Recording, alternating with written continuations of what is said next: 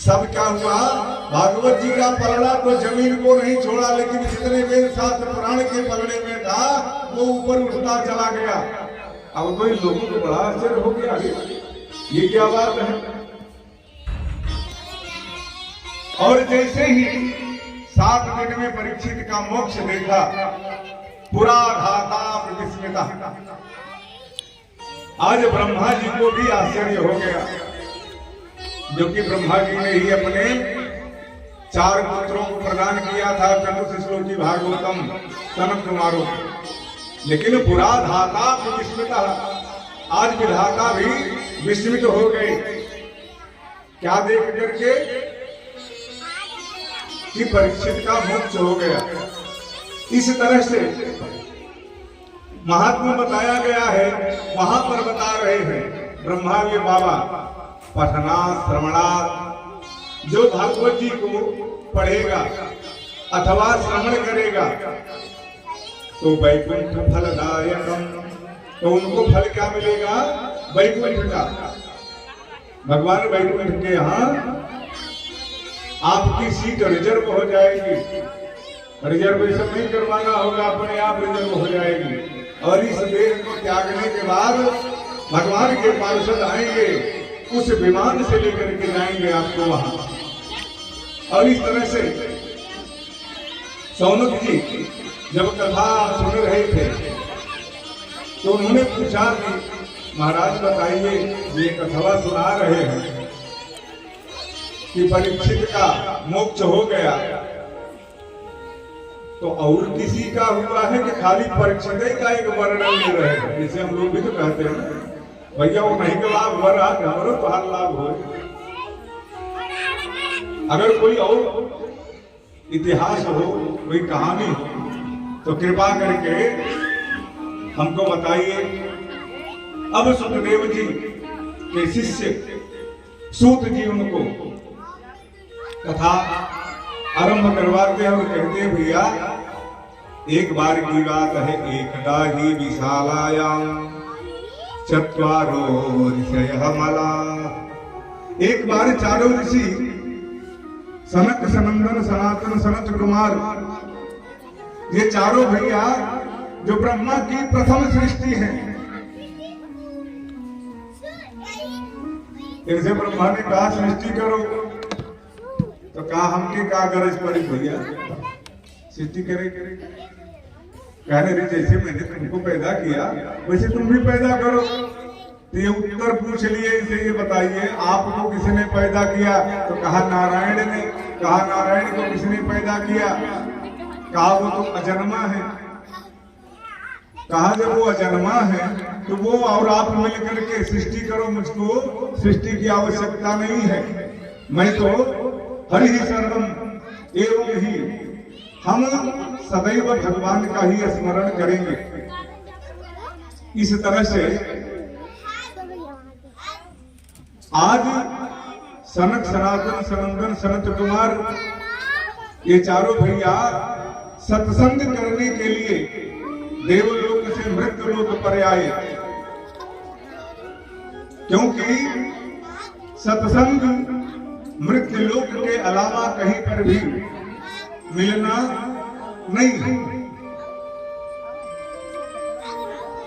और 4 भैया आए, कहते हैं एकदा ही विशालायाम चत्वारो ऋषयः मलान्। 4 ऋषि सत्संगार्थम समायाता, सत्संग की इच्छा से लेकर के आए। ददृशु तत्र नारदम, इतने में उन्होंने देखा नारद जी को, जो नारद जी बड़े खिन्न मन से दौड़ते भागते चले आ रहे थे। और नारद जी को जब खिन्न मन से देखा, अरे भैया जो हरदम गाता हुआ चलता रहा हो, वीणा पर तान फेरते हुए चल रहा हो, और आज वो उदास हो करके और चलने की चाल को बदल दे, अपने मस्तिष्क के चाल को बदल दे, अपने भाव को बदल दे, तो आश्चर्य तो होगा कि ये कैसे आज चल रहे हैं जो सदैव प्रसन्न रहने वाले। नारद जी ने तो नहीं देखा अपने बड़े भैया को, बड़े भैया देख चुके नारद को, तो बड़े भैया लोग ही बुलाते हैं शरद कुमार नारद जी को। कथम ब्रह्मण दीन मुख, हे नारद सुनो, आज तुम्हारा मन व्यग्र क्यों है, मलिन क्यों है, क्या कारण है? कुतः चिंता पूरो भगवान, ये बताओ तुमको कौन सी चिंता है, क्या कारण है? त्वरितम गम्यते पुत्र, अरे तुम दौड़ते हुए कहाँ जा रहे हो? कुतः आगमनम तथा, अरे कहाँ से आ रहे हो, क्या बात है? अब नारद जी ने जैसे सुना अपने भाइयों की आवाज को मुड़े और आए साष्टांग दंडवत करते हैं। अब अपने भाइयों को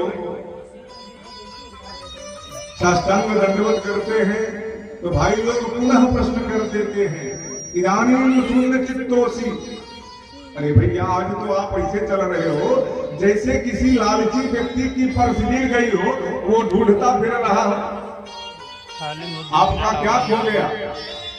अरे आप तो सबके मार्गदर्शक हो, आप क्यों इतने अधीर हो, क्या कारण है? अब आज बता रहे हैं नारद जी अपने भैया से कि भैया मैं क्या करूं, मैं तो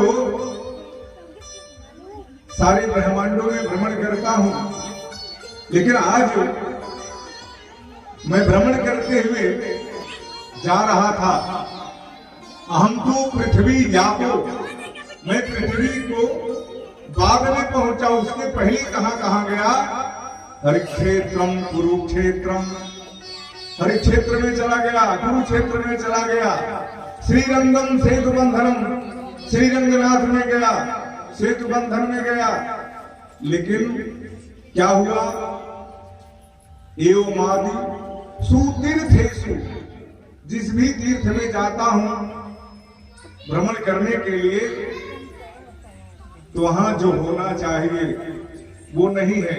ना पश्चिम, मैंने कुछ नहीं देखा वहां जो होना चाहिए था। मन संतोष कारकम, जिससे हमारा मन संतोष हो, वह कार्य नहीं दिखाई दे रहा है।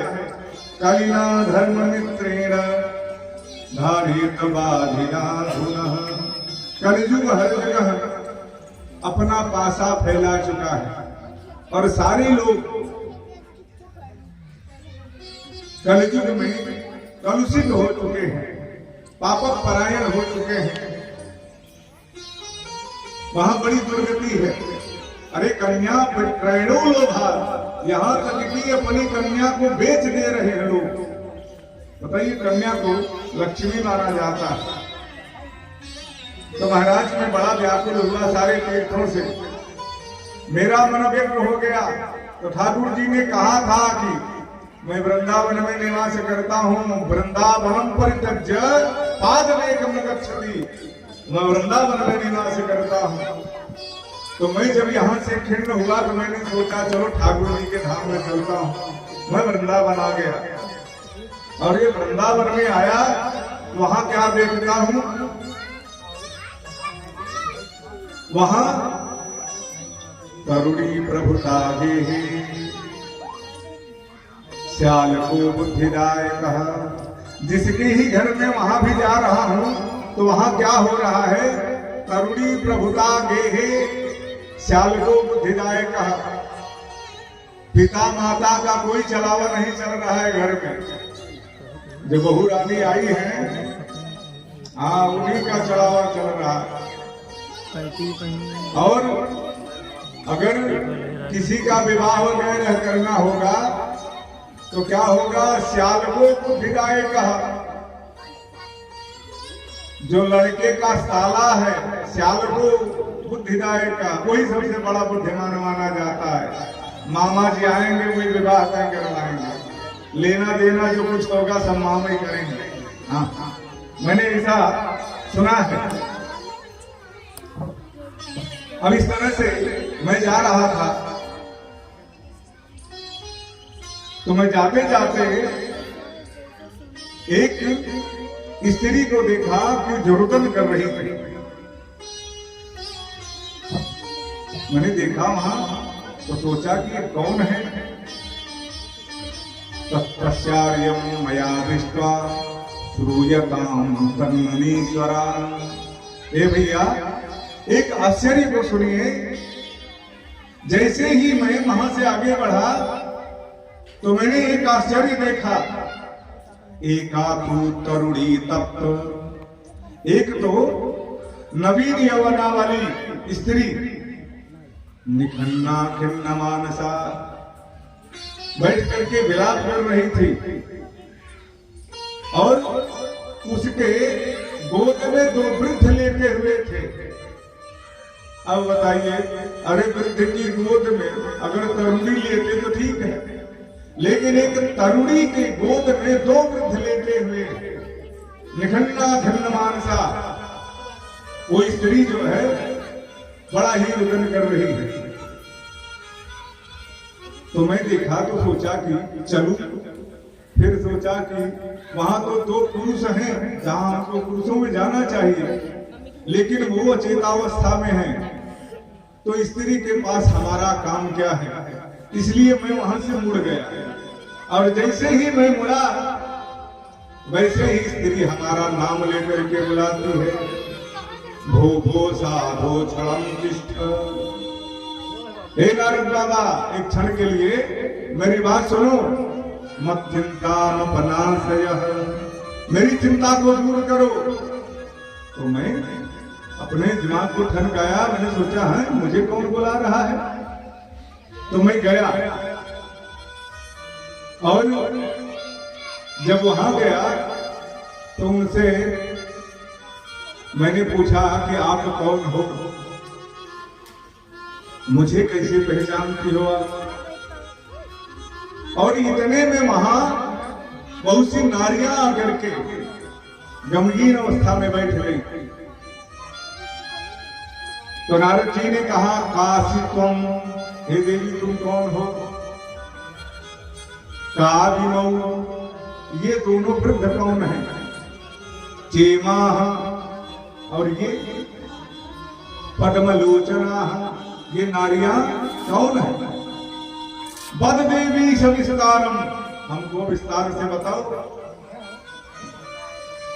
अब आज भक्ति महारानी नारद जी से कहती हैं, भक्ति के ही पुत्र हैं ज्ञान वैराग्य, जो अचेतावस्था में हो गए हैं। अब भक्ति महारानी बता रही है, हम भक्ति विख्यात इमो में तनयौ मतौ।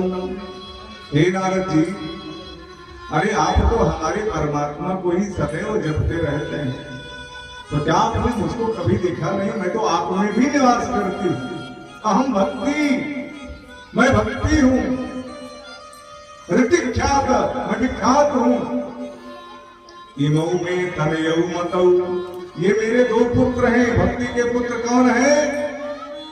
ज्ञान वैराग्य नामानौ काल योगे नजर जर, ये ज्ञान और वैराग्य हमारे पुत्र हैं, जो काल वेगेन जर जर, काल के चलते ही इस कलयुग में ये वृद्ध हो गए हैं। अब कलयुग में ज्ञान और वैराग्य तो रह नहीं गया।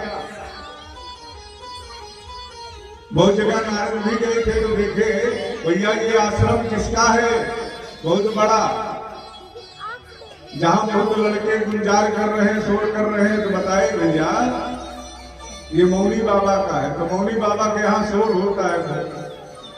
कहा ये हीरा जड़ित जो महल बना हुआ है किसका है, तो कहा त्यागी बाबा का है, जिसने सब कुछ त्याग दिया है, उनका रत्न जड़ित सिंहासन भी है, मंदिर भी है। कहने का तात्पर्य ये मात्र नाम के लिए है। यहाँ तो एकाध लाख त्याग करके जाते हैं और वो की संपत्ति बना करके ऐशो आराम करते हैं, तो इसको त्यागने से क्या फायदा है।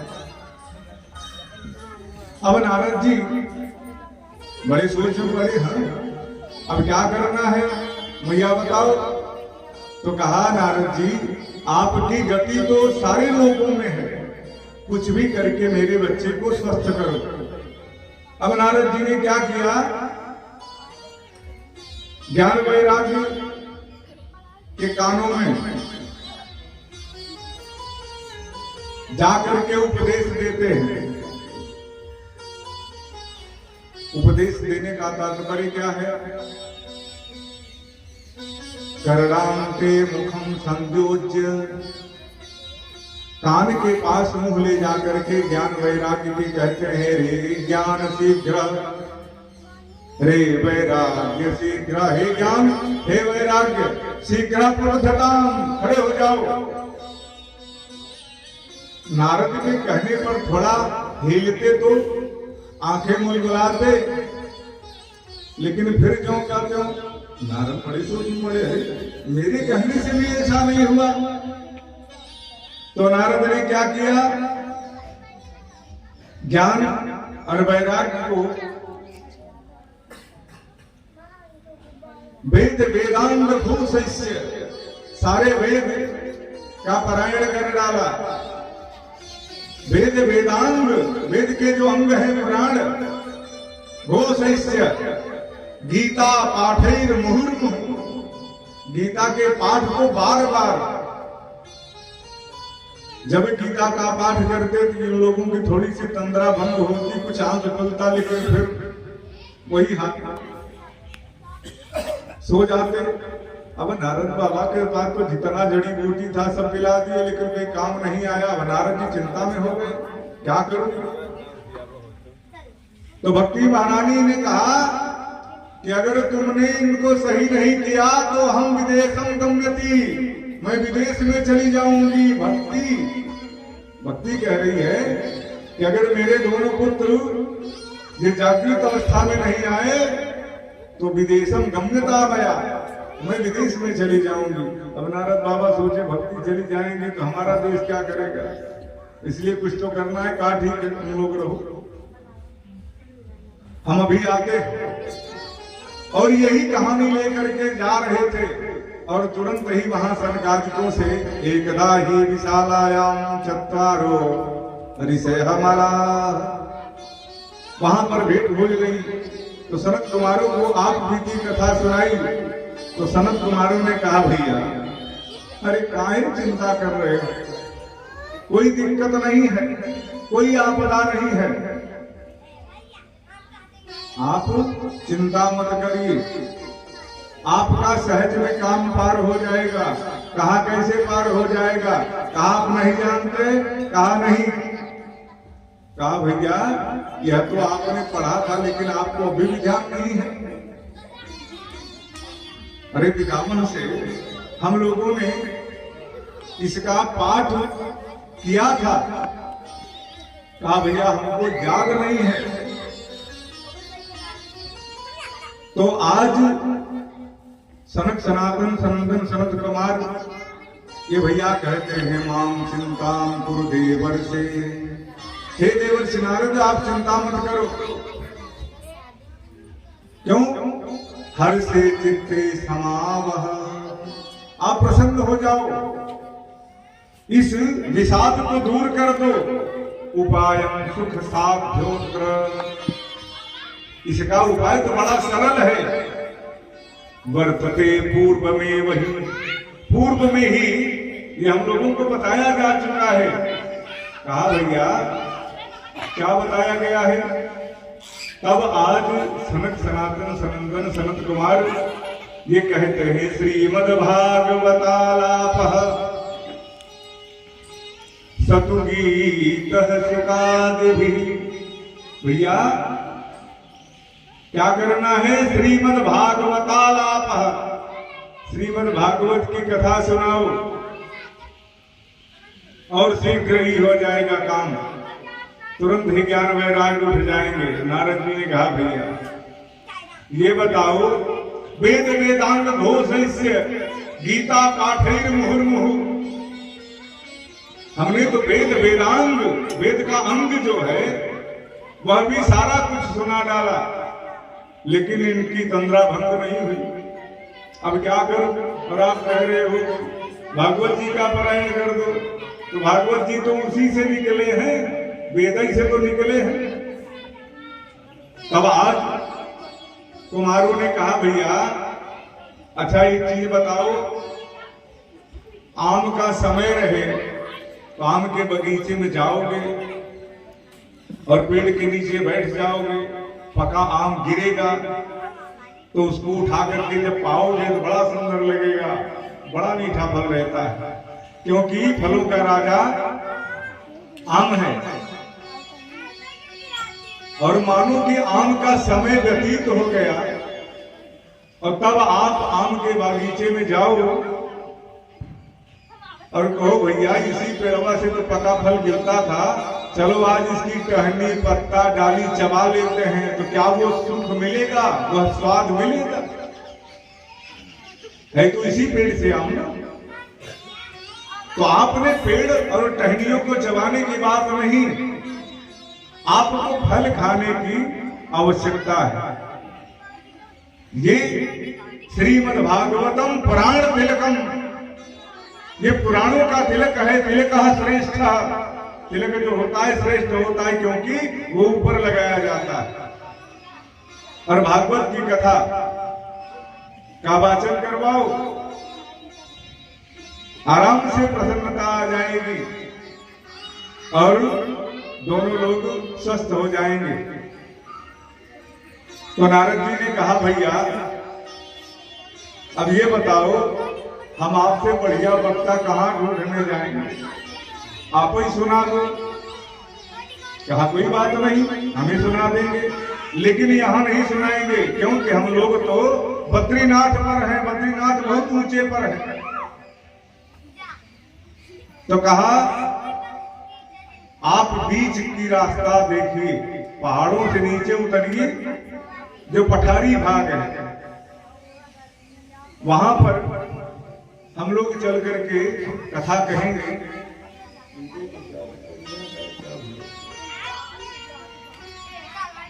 तो आपको हमको पठारी भाग में चलना होगा। तुरंत ही वहां से पांचों भैया पठारी भाग में आते हैं। अब आने का कारण क्या है? जो ऋषि महात्मा पहाड़ों पर रहते हैं वो थोड़ा थोड़ा उतर के चले आएंगे नीचे, और जो और नीचे ऋषि महात्मा गृहस्थ वाले हैं वो लोग थोड़ा ऊपर चढ़ करके पठारी भाग पर पहुंच जाएंगे। और इस तरह से कथा का वाचन हो जाएगा। यहां पर पहुंचते हैं और नारद जी ने तुरंत ही एक वेदिका का निर्माण किया, जैसे आज ये व्यासपीठ बनाई गई है। नारद जी ने तुरंत ही निर्माण किया पीठ का।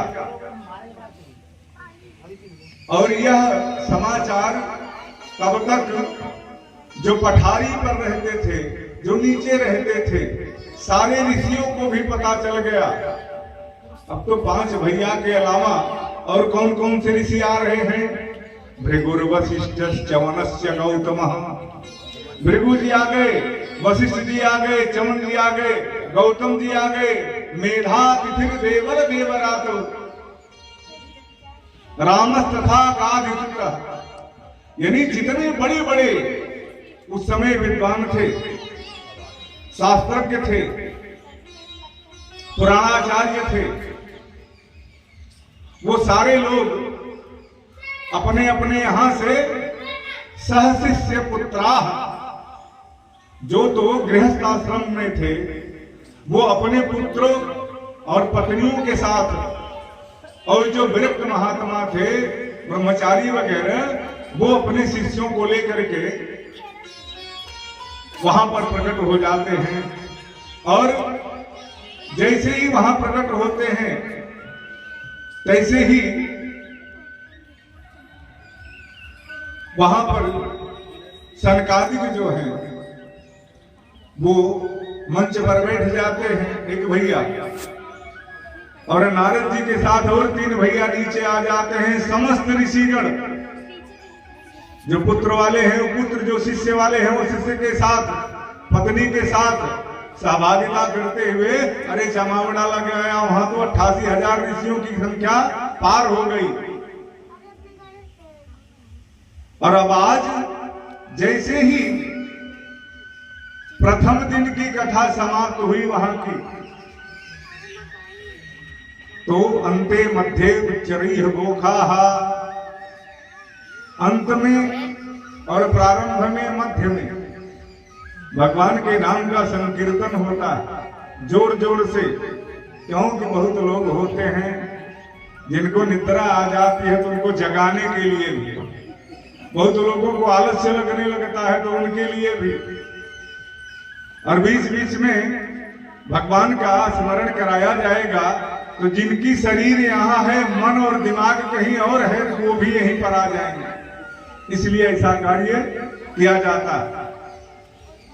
और जैसे ही अंतिम क्षण का हुआ और वहां सनत कुमार जी के मुखारविंद से निकला जय शब्द, नमः शब्द, शंख शब्द तथैव च। जैसे जय घोष किया और शंख की ध्वनि हुई तो क्या हुआ, अरे सारे देवता भी विमान से आकर के वहां, अरे भैया ये तो सनकादि की कथा कह रहे हैं, सारे देवता भी वहां। और तत्आश्चर्यमया, एक आश्चर्य और हो गया, क्या, उस समय जो ज्ञान और वैराग्य वृंदावन में लेते थे भक्ति महारानी के साथ, जैसे ही कथा का जय घोष हुआ, कीर्तन शुरू होने वाला हुआ, वैसे ही भक्ति सुतो तरुणौ गृहीत्वा, भक्ति सुतो तरुणौ गृहीत्वा, भक्ति सुतो तरुणौ गृहीत्वा, मैक रूपा सहसा विराजे, मैक रूपा सहसा विराजे, श्री कृष्ण गोविंद हरे मुरारे, श्री कृष्ण गोविंद हरे मुरारे, नाथे बिना निमुल बदले, नाथे बिना निमुल बदले, नाथे बिना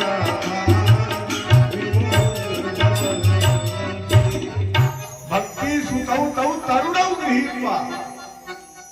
अरे जैसे ही यहाँ जोर का शब्द हुआ जय, हम लोग बोलते हैं बोले वृंदावन बिहारी लाल की। जैसे ही शब्द उच्चायमान हुआ वैसे ही भक्ति के दोनों पुत्र और भक्ति आकर के वहां नाचने लगे। भक्ति सुतौ तौ तरुणौ गृहीत्वा, वो तुरंत 16 साल के यौवनावस्था को प्राप्त हुए और आकर के यहाँ भागवत जी की गाथा गाने लगे। क्या गाथा, सदा सेव्या श्रीमद् भागवती कथा। अरे भैया सब लोग शब्दम हरदम सुनो, क्या सुनो, श्रीमद् भागवती कथा, भागवत जी की कथा सब लोग सुनो। तो उसकी फलश्रुति बताते हैं, कौन, ज्ञान और वैराग्य। क्या फलश्रुति बताते हैं, यस्याह श्रवण मात्रेण, इसको सुन लेने से ही। और उधर परीक्षित जी सुखदेव जी को बता रहे हैं, वहां पर सौनक जी को सूत जी बता रहे हैं, और यहाँ नारदादि ऋषियों को सनत कुमार जी बता रहे हैं। और कैलाश पर आदि अविनाशी कैलाशवासी भूत भावन भगवान भोलेनाथ पार्वती जी को सुना रहे हैं ये कथा। क्या कह रहे हैं, यस्या श्रवण मात्रेण, इसको सुनने मात्र से ही हरिश्चित्तम समाश्रयेत, जो व्यक्ति चित्त से भगवान को निकाल दिया होगा, हरिश्चित्तम, भगवान उसके हृदय में आकर के विराजमान हो जाते हैं, समाश्रयेत, और सब दिन के लिए विराजमान हो जाते हैं। एकम भागवतम शास्त्रम, सारे ऋषियों ने घोषणा कर दिया, एकम भागवतम शास्त्रम, इनको आज शास्त्र की पदवी भी मिल गई। पुराण तो है ही है, लेकिन आज समस्त ऋषियों ने इनको शास्त्र भी बता दिया, क्योंकि वेद का पहले अंग किया गया तो शास्त्र बनाया गया।